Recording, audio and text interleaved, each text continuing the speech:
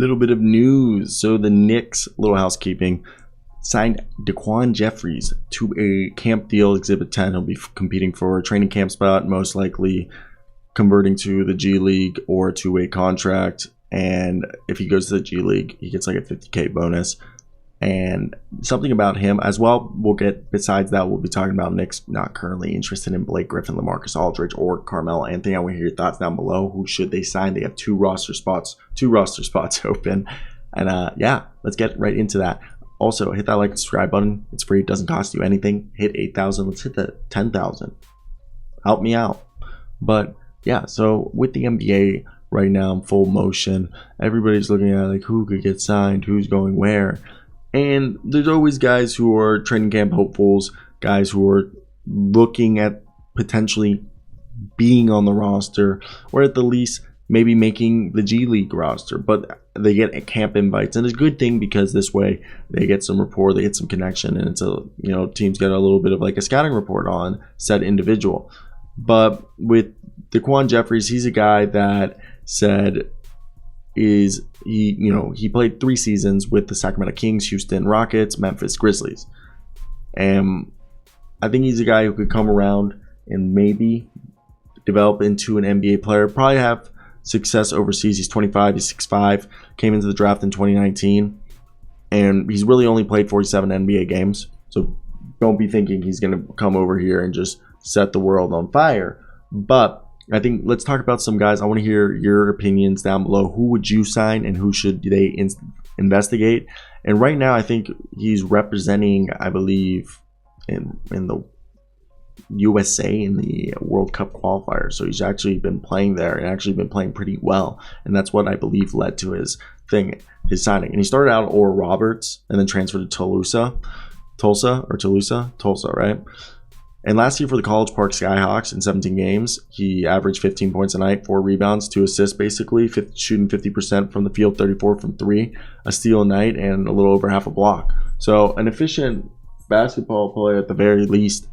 But I want to talk about the rest of this. The New York Knicks have a pair of open roster spots, but like I said, Blake Griffin, LaMarcus Aldridge, and Melo are on that list. And they kept those roster spots open even when they discussed the trade for Donovan Mitchell, though a major deal involving Julius Randle, or Evan Fournier remains possible. Although Anthony has been amenable to return to New York this offseason, the front office has internal discussions previously on signing him and seemed to look other places, I guess. Though veteran big men who remain on the market are Tristan Thompson. Yeah.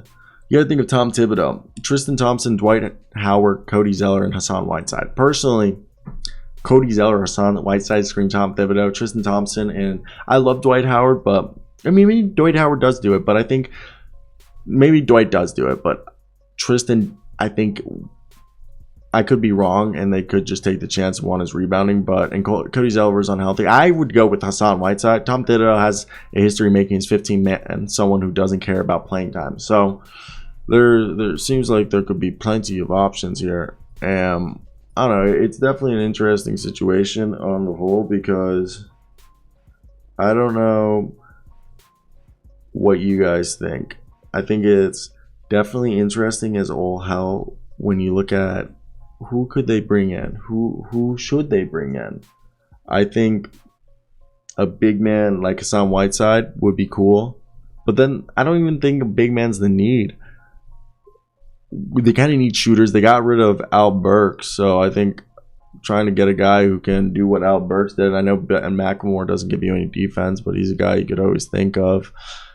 And there's Tony Snell out there, and wing's not necessarily the biggest concern. I think it's just interesting trying to figure out what would be the best position for them to look at. But yeah, that's where I think we're at. So I want to hear your thoughts down below. Who would you guys sign? Because right now, free agents available. Obviously, Miles Bridges, that he's just going to go back to whenever happens there if he does come back. And Bledsoe would be cool, but could they make a like Markieff Morris? I don't know. And Frank Jackson would be someone to look into. I think Jeremy Lamb, I know he had kind of an awful season, but you can still get buckets off the bench. Not terrible, but I think Ben McLemore, if they're looking for shooting, is the best option, or any guard help.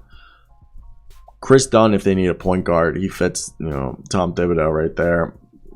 And if they need, I think Timothy Luwawu, Cabarrot is another guy, but if they need a power forward, I would love them to bring in Facundo Campazzo, but Tony Snell, still. Gary Clark, if they want